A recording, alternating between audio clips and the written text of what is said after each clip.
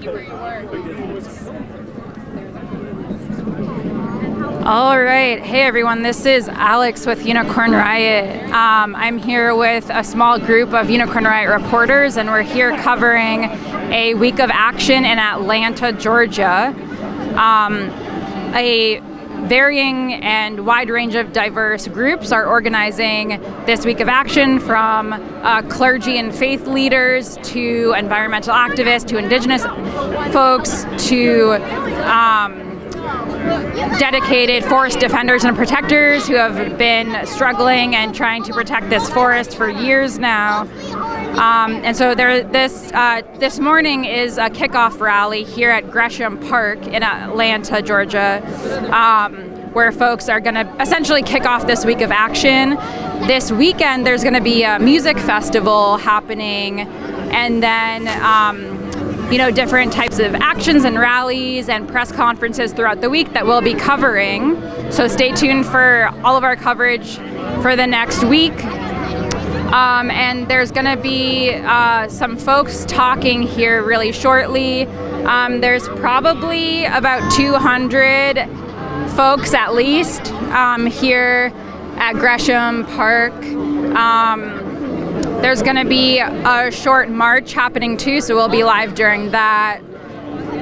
There's children here throwing chalk and playing, and there's a bunch of banners and all different types of folks here rallying to try to protect the forest from what folks who are opposed to a project called Cop City. It's the Atlanta Police Foundation's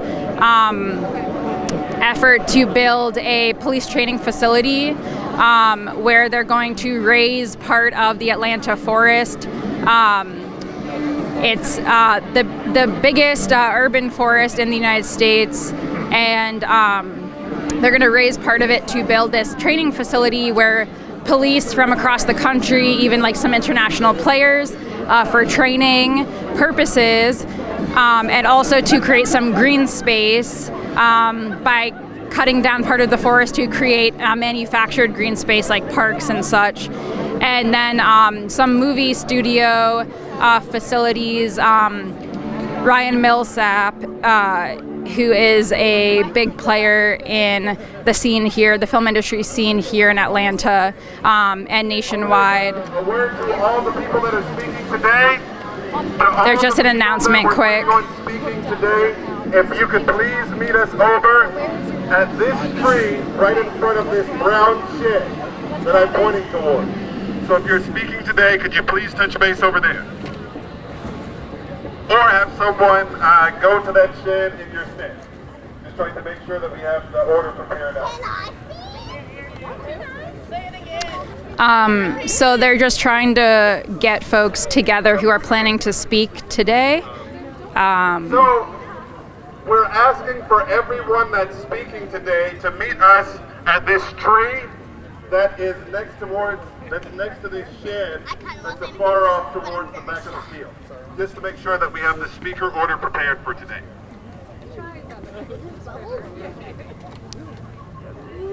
So they're just finishing getting things set up for today, making sure a speaking order is set.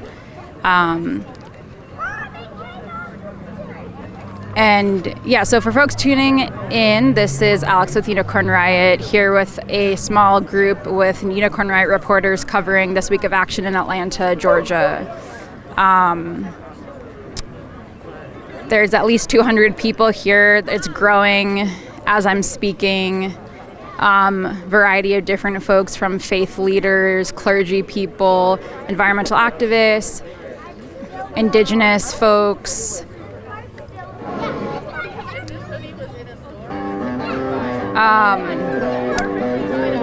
And lots of families too with children, and we will be live for this rally where folks are going to be speaking about why this week of action is happening, why for a few years now people have been trying to protect and defend the forest and the land and the city from more police infrastructure, more police training, militarization, and also just more money for rich people with the film industry facility that might be getting built.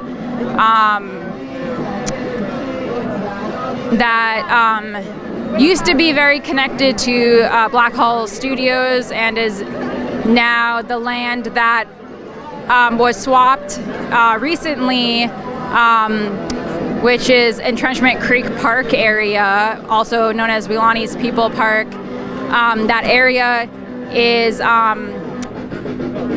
possibly owned by Ryan Millsap. There is a lawsuit ongoing about that because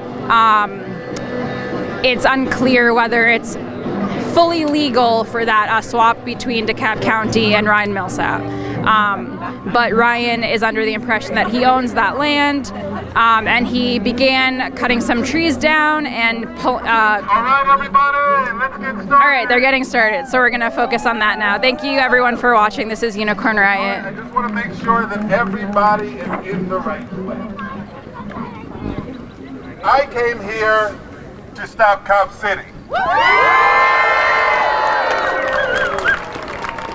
What did you all come here to do? Stop Cop City! What did we come to do? Stop Cop City! What did we come to do? Stop Cop City! What did we come here to do? Stop Cop City! All right. I'm glad that everybody found the right address. Thank you, everybody, for joining us.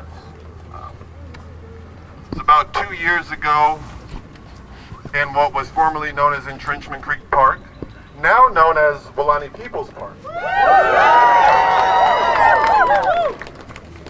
where a ragtag bunch of individuals gathered under a gazebo. That gazebo was illegally destroyed by Ryan Millsap.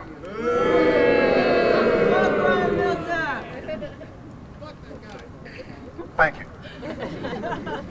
That gazebo was illegally destroyed by Ryan Millsap and his henchmen in an attempt to break this movement, in an attempt to bury this movement.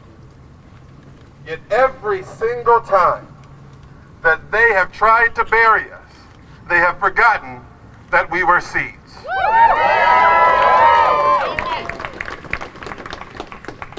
Every time that they thought that they backed us into a corner with their repression, we had more of you show up and support this movement, and we thank you so much for it. We live in a crazy time where our government uses disproportionate violence against protesters, activists, never following the rule of law, actively trying to intimidate all Atlantans, continuing a system with the largest racial disparity of wealth in the country right here in Atlanta. And then, when everybody's busting their ass just to make it, they're shocked. And they lie and say that the only people that support it are some committed activists, or just a few.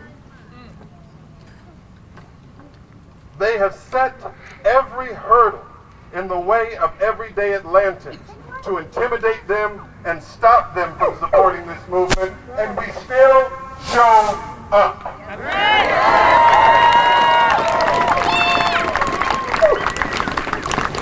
We appreciate every single person that has come here to support us in spite of the terror that the state has tried to instill in us.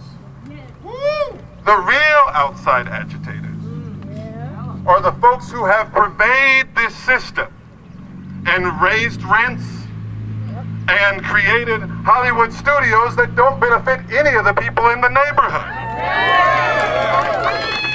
In fact, the AJC article published yesterday in regard to the mayor trying to build up this city and outsiders trying to destroy it is from Seattle. And until 2020, lived in Idaho. There's an obvious double standard.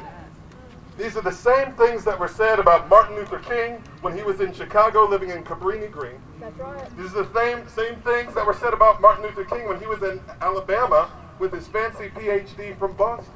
Yep. These are the same things about outside agitators that Bashar al-Assad said in Syria.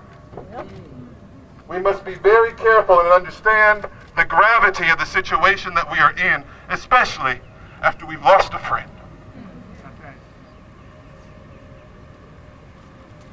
Thank you for standing with us. And now there are many things that we do not agree on. But what did we all come here to do? Succeed! So let's remember, what got us this far was a diversity of tactics.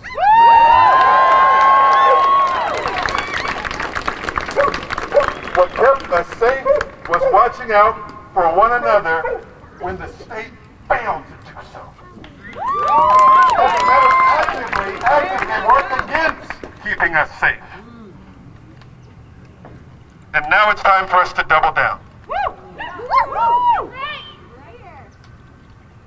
I am so thrilled at so many of these people that for legal reasons I've never seen before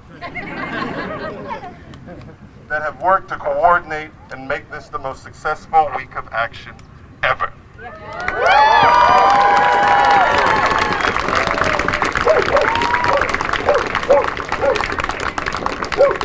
Now, in the spirit of diversity of tactics, I think it's time for me to shut up and let somebody else speak. Who do we got?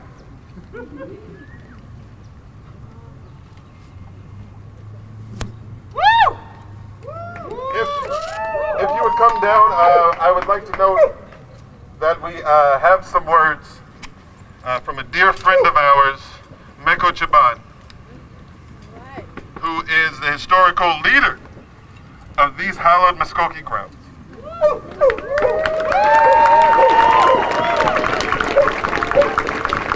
He showed up for us from the beginning, back down to the stomp dance, and just continue to show up and support this movement. We are so thankful. The Muskogee folks have continued to support us.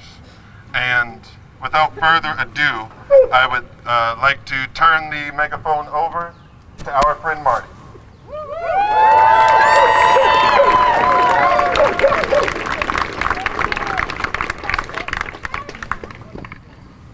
Hello everybody.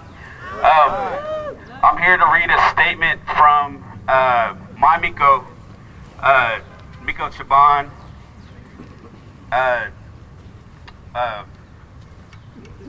My name is Marty. I'm Muskogee on my father's side. On my mother's side, I'm Atham, both Akmel and Donna, and my dad's also Filipino. I come to you from Rapid City, South Dakota. I work with the Indian Collective out of Rapid City. I was born and raised in Oakland, California.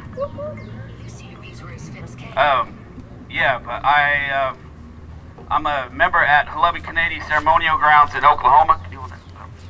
Thanks. I'm a ground member at Halabi Canadian Ceremonial Ground in Hanna, Oklahoma.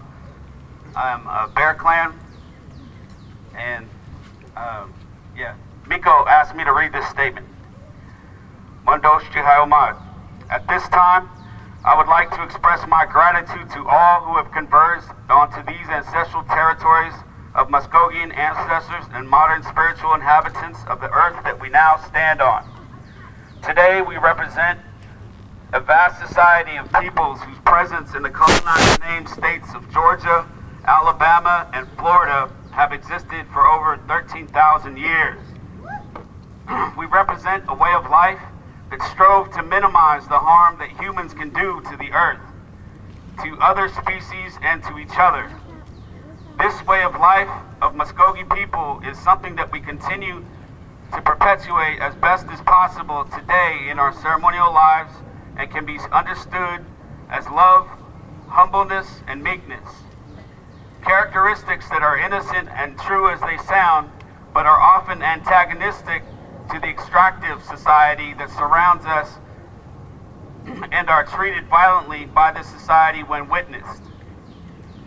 My prayer today, as we acknowledge Muskogee people and the broader indigenous peoples community who are still present today is that these concepts and values of our way of life prevail as we each work to walk in unity amongst our diverse communities, working for a society of justice, equity, and integrity. This can only be accomplished when we speak truth to violence in their structures, as we defend this Mother Earth from further harm, as we work to end the violence against the most vulnerable persons of our society.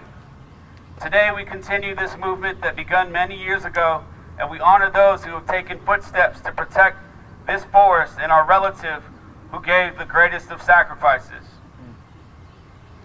Just as ancestors existed on these very grounds and carried a faith and confidence in what our ancient ones passed on to us, may the hope of peaceful existence for all be achieved for many more centuries to come. This existence can only occur when we realize the sacredness of the Weelaunee Forest and all that is natural on this Earth Mother. This existence can only occur when we realize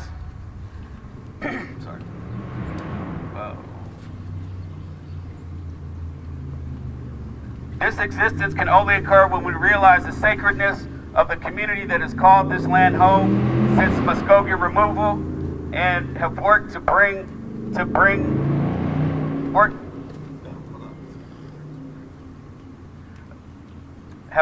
be in healthy relationship with each other. This type of existence can only occur when we realize that we all belong to this earth and she does not belong to us.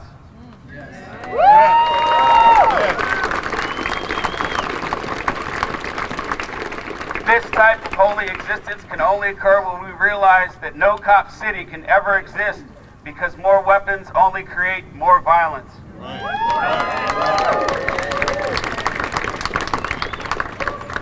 With these efforts that begin today, perhaps reason will prevail, and we can create a future where all people have the right to exist. Today, may our dreams for this forest and the surrounding community come true. For those who can hear, let them hear. Yes. Madoji Goshe.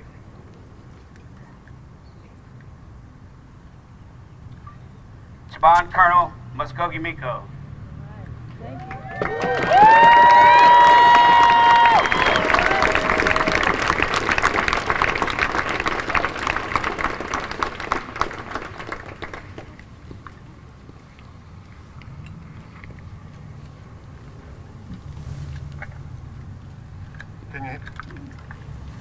Can everybody hear me? Yes.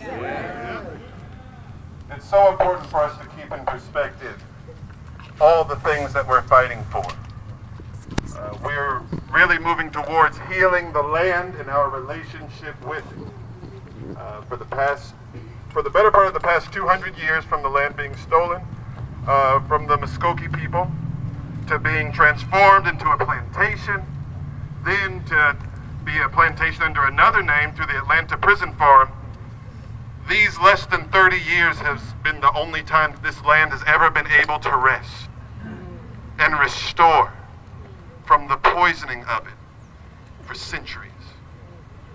May we always be reminded how important the work that we are doing right now is towards restoring the world. Tikkun ha'olam.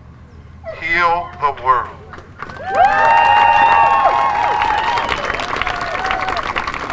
Who will be next? I would like to introduce Kumasi. He is a representative from Community Movement Builders.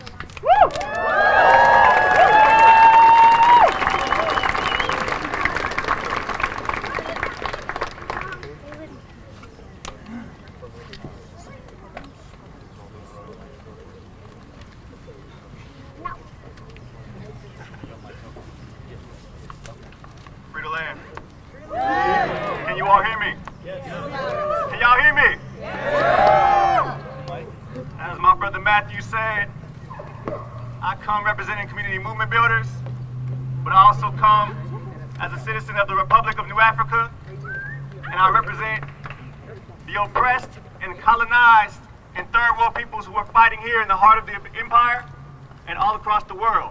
I would like to raise an ancestor whose poetry and thoughts and brilliant mind, I believe, speak to the significance of this moment.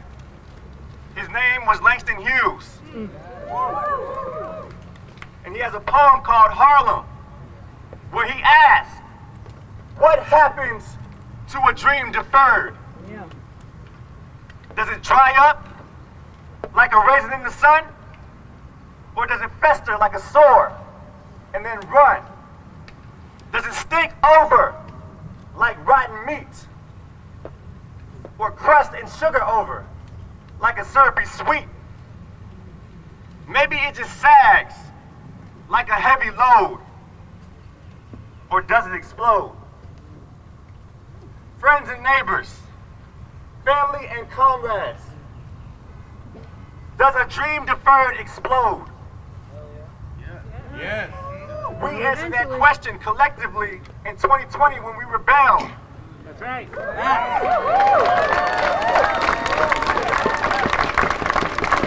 that is a question that we must continually answer every single day in order to prove to ourselves and prove to the enemy and prove to the capitalists and prove to the racists and prove to the imperialists and prove to the world that we are ready to stop merely surviving and start living.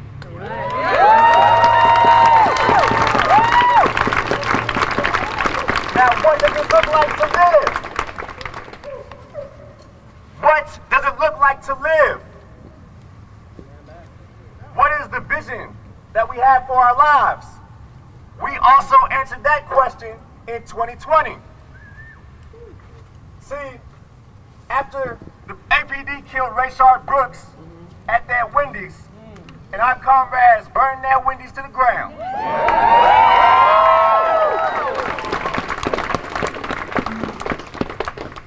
We asked the city of Atlanta for a Rayshard Brooks Peace Center and the defunding of the police. And what was their response? The best we can give you is Cop City. When we asked the city of Atlanta to at least listen to communities and understand that 70% of those who were allowed to give public comment said that Cop City was only going to further hinder our communities, the city of Atlanta said, the best we can give you is to silence your voice. When we asked the city of Atlanta to at least allow us to peacefully demonstrate, allow our comrades to go live in the trees, protect our forests, the best that the city of Atlanta said we can give you is murder, repression, mass arrests, domestic terrorism charges. Fuck 12. Fuck 12. So when the city of Atlanta asks us to adhere to some concept of law and order, we need to tell them that the best that we can give them is rebellion. Now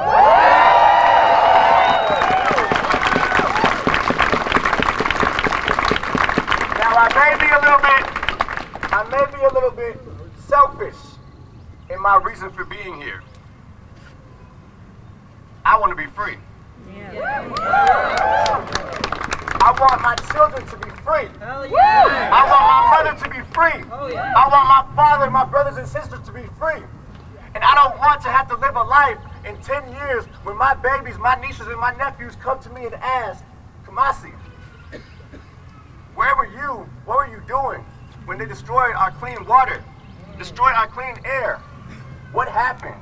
Why were you not around? What were you doing? When my babies come in 10 years and they say, Kamasi, what were you doing when this country turned into a fascist dystopia? What were you doing? Where were you when you were around? I can't sit back and say, I just sat home and watched this whole world burn to hell. That's right. I don't believe in the power. I don't believe in the power of the imperialists. I believe in the power of the people. And so I say to everyone today, because I like to be very brief, that during this week of action, I don't know where you will be, I don't know what you will be doing, but we stand behind you and we stand with you, and we want to show the city of Atlanta, we want to show Mayor Dickens that he is not fit to rule, and he does not rule this city. That's right. We want to show them that the $90 million that they took to build this urban warfare training facility will not crush our communities. Woo! And we also want to show the city of Atlanta that, again, we are ready to stop merely surviving and start living. Lastly, publicized, plug, on March 9th at 6 p.m. at the King Center, we are having a rally where we will march from the King Center over to the Atlanta Police Foundation to ensure that the city understands that we are against Cop City. I want everybody out there, everybody show up and show out, and make sure this week you do what needs to be done to save this world. Thank you.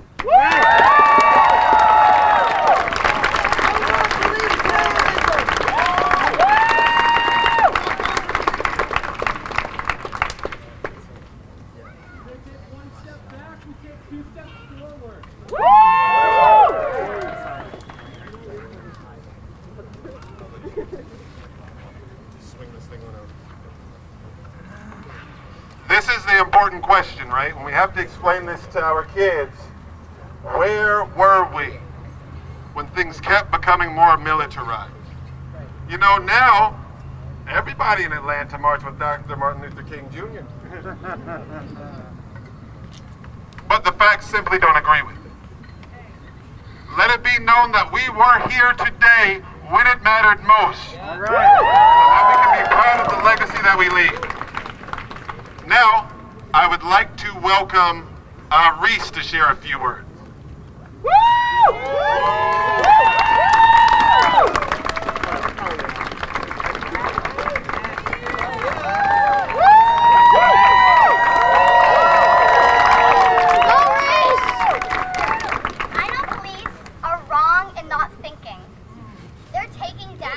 Oxygen. They're taking down what we need to live. And I'm here to stop Cop City.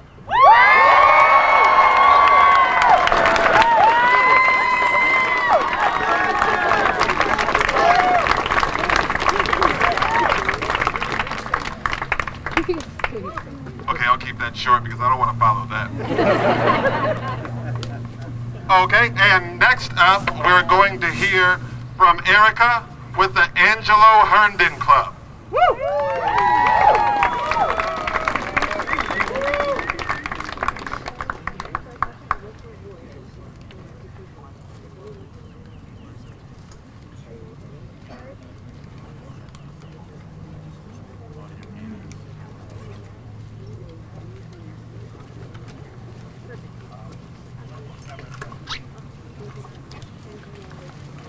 Hello everyone, my name